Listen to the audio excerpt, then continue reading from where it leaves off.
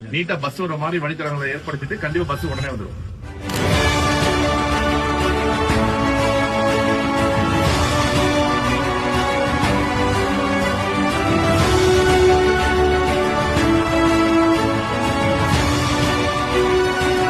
தங்களது கிராமத்திற்கு பேருந்து வசதி ஏற்படுத்தி தர வேண்டி கோரிக்கை வைத்ததை தொடர்ந்து உடனடியாக மாண்புமிகு போக்குவரத்து துறை அமைச்சர் அவர்களின் வழிகாட்டுதலின்படி தெற்கு புது குடியிருப்பு வரை இயக்க ஒப்புதல் பெறப்பட்டு பள்ளி மாளிகைகளின் கோரிக்கை இணைந்து நிறைவேற்றப்பட்டது. மதிப்புக்குரிய ராமநாதபுரம் மாவட்ட ஆட்சியர் அவர்களின் முன்னிலையில் மாண்புமிகு சுற்றுச்சூழல் மற்றும் காலநிலை மாற்ற அமைச்சர் அவர்கள் மற்றும் மாண்புமிகு குறு சிறு மற்றும் நடுத்தர தொழில் நிறுவனங்களின் அமைச்சர் அவர்கள் இன்று இந்த வழித்தட நீடிப்பு சேவையை துவக்கி வைக்கிறார்கள்.